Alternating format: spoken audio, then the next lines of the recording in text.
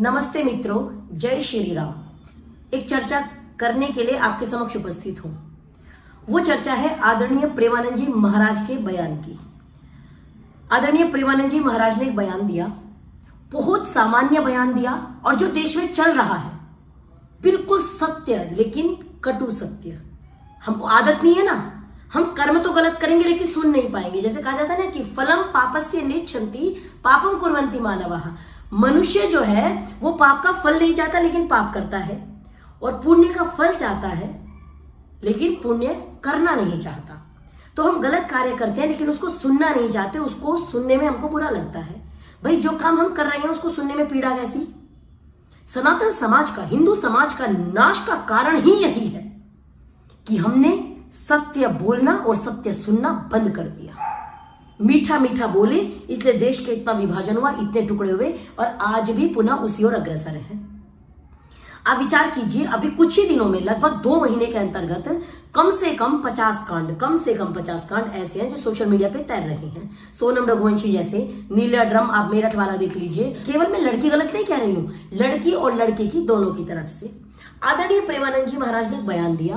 उन्होंने कहा कि 100 में से कोई 4 या 5 या 10 ऐसे कुछ करके कि कुछ लड़कियां पवित्र होती है या कुछ लड़के। तो उन्होंने एक बहुत सामान्य सी बात बोली कि जो पहले कई लोगों के साथ रह चुका, 4 लोगों के साथ रह चुका या रह चुकी, दोनों बोला, एक को नहीं बोला, दोनों को बोला कि जो रह चुका या रह चुकी वो किसी एक के प्रति निष्ठावान कैसे हो जाएगा। अब आप सीधी बात मुझे बताइए, इस बयान में गलत क्या है? उन्होंने बोला जो 4 लोगों के साथ रह चुका या रह चुकी वो किसी एक के प्रति निष्ठावान कैसे हो पाएगा। अब इसमें गलती बताओ। आप इसको तार्किक रूप से देखिए, टेक्निकली रूप से देखिए। अगर गलत है तो मुझे बताइए, आप खुद विचार करो। अगर आप किसी एक बंदे के साथ रहते हो, 2 के साथ रहते हो, 3 के साथ रहते हो, 4 के साथ रहते हो, फिर 5वें के प्रति कैसे निष्ठावान रहोगे? अगर निष्ठावान थे, मैं थोड़ा और कटु सत्य बोलूंगी, तो 1 के प्रति निष्ठावान रहते, 1 के प्रति नहीं रहे, 2 के रहते। अब 2 नहीं, 3 नहीं, 4 नहीं, 5वें के प्रति निष्ठावान कैसे रहोगे? सोनम रघुवंशी ने 7 फेरे लेने के बाद उसको जाकर के वहां पे मार दिया। नहीं पसंद आ रहा था आप छोड़ देती, लेकिन आपने ऐसा नहीं किया। और ऐसा इसलिए नहीं किया वो पसंद नहीं आ रहा था, ऐसा इसलिए किया क्योंकि उसको कोई और पहले पसंद था। ऐसा ही आप सौरभ हत्याकांड देख लीजिए, मेरठ वाला, आप सबके सामने है, उसमें कुछ कहने की बात नहीं है। तो ऐसा प्रेमानंद जी महाराज ने क्या कह दिया, भाई जो इतनी मिर्ची लग रही है क्यों नहीं सुना जा रहा?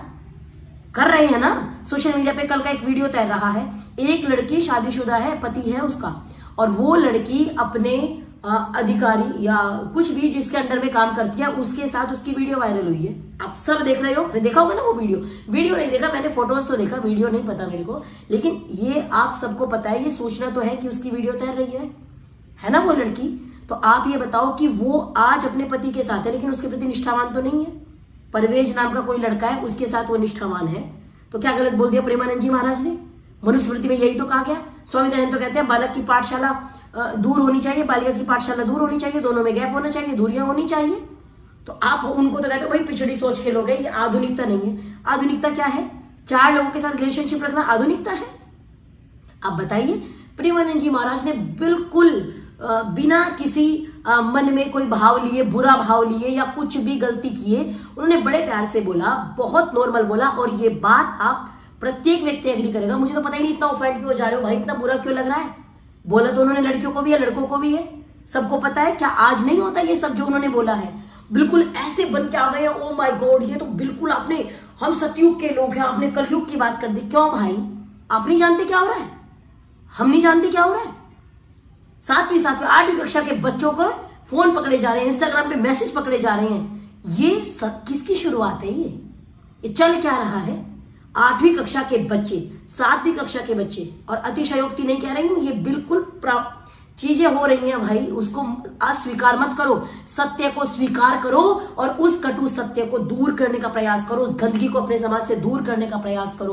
उन्होंने कितनी बढ़िया बात बोली। उन्होंने बोला हम अपने लिए बलिदान हो जाते थे लेकिन अपने शरीर को दूसरों से टच नहीं कराते थे, मुगलों से टच नहीं कराने देते थे। मुगल काल में कैसे हमने सतीत्व की रक्षा की है, कैसे अपनी सम्मान की रक्षा की है, कैसे अपनी अस्मिता की रक्षा की है। उन्होंने स्वाभिमान की बात की, लेकिन हमको स्वाभिमान पसंद नहीं आ रहा, हमको उनका बयान बुरा लग रहा है, हम अपने अंदर झांकना नहीं चाहते, फिर हम रोते हैं। आप बताइए। उन्होंने बोला कि आज बेटा और बेटी दोनों को डर लग रहा है। लगता नहीं है?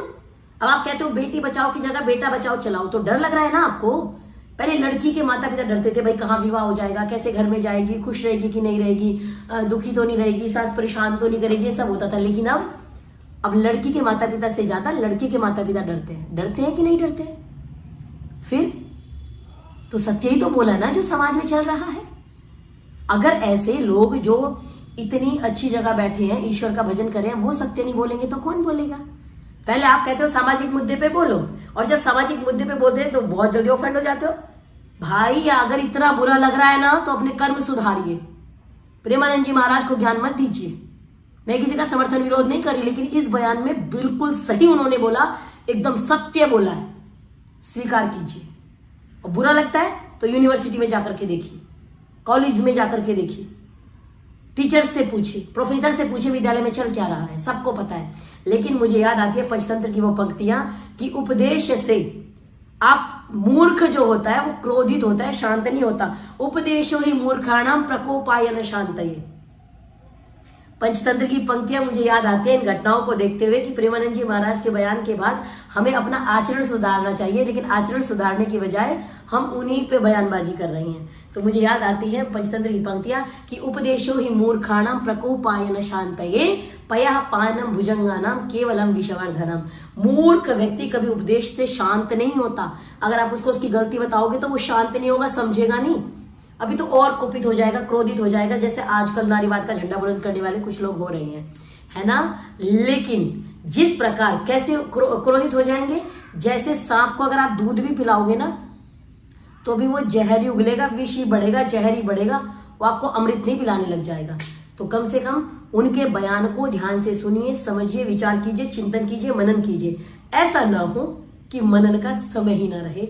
हमारे देश में यत्र नार्यस्तु पूज्यन्ते रमन्ते तत्र देवता, नारी को पूजा के योग्य माना गया, लेकिन किस नारी को माना गया और किसको नहीं माना गया ये विचार करने की आवश्यकता है। तो उनके बयान पे ओफेंड होने की बजाय अपने कर्मों को अगर ठीक करेंगे तो निश्चित रूप से हमको भी शांति रहेगी और शायद उनको भी ऐसे बयान देने की आवश्यकता नहीं पड़ेगी। बहुत बहुत धन्यवाद। जय श्री राम।